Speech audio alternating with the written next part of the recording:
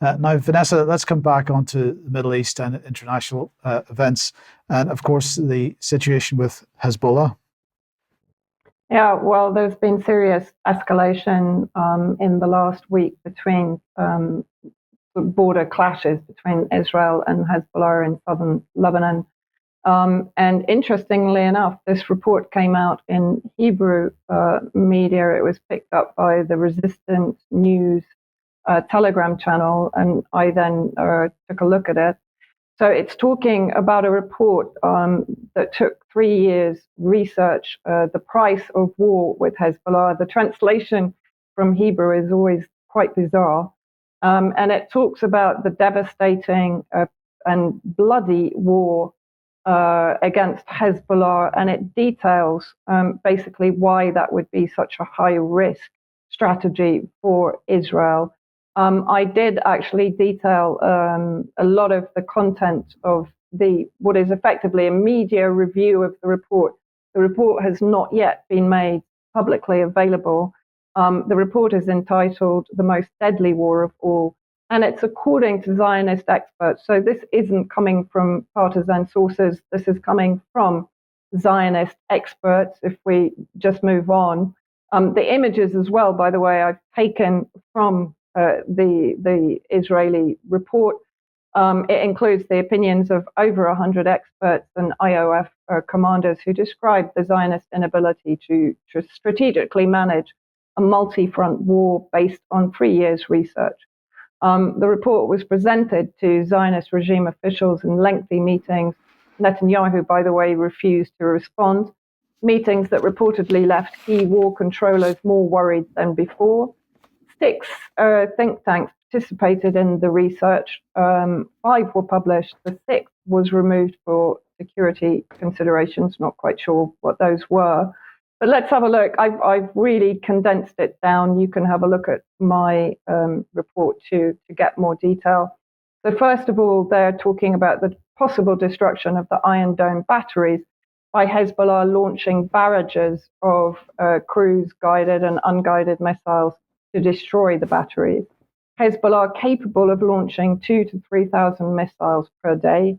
Reserves of Iron Dome and David Sling interception missiles would likely be depleted within a few days from the start of the potential expanded war, leaving Israel exposed to thousands of missiles with zero defense. This is from a Zionist report, by the way. Targeting Hezbollah would target Air Force runways, hangars, essential infrastructure, ammunition depots, and radar, which would degrade the Israeli air superiority. Cyber attacks would cause widespread panic. It would shut down traffic systems, close communications, so people simply wouldn't know what was going on as missiles were incoming.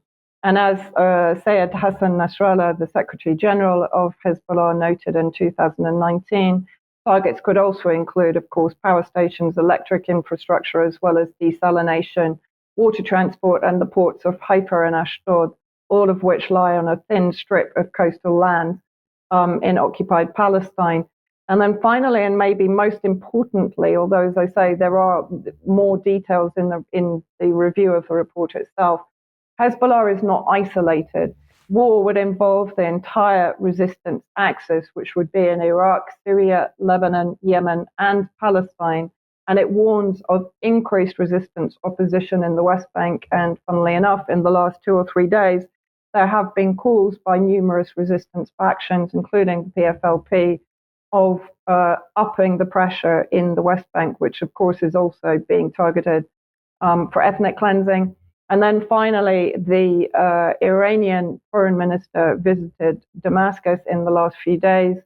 And this video is from part of the press conference with Faisal Mikdad, the Syrian foreign minister, who is very clear over Syria's position on escalating conflict with Israel. These are strong words. I haven't heard him use this kind of statement in some time. If we can just roll the video.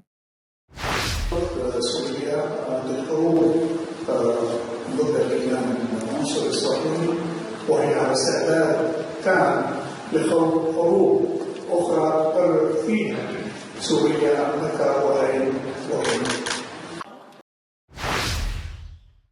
So, interesting development. While Israel appears to be escalating the conflict in the north and facing an explosion of resistance, pushback in the West Bank, Syria talking about a new war with Israel and that they will pick the time and place when they respond to Israeli unlawful aggression against Syria, which has been ongoing since 2011. It's interesting times. As I said, this is an Israeli report, which has created some trepidation even among the military command in Israel. And just say that your coverage of that is on your Substack if anybody wants to find it. But I'll just also mention, Vanessa, the continuing Israeli strikes in Syria came very close to you a few days ago. Yes. The day before the arrival of the Iranian foreign minister, there was the shooting down of 2 surveillance drones over my area of Damascus.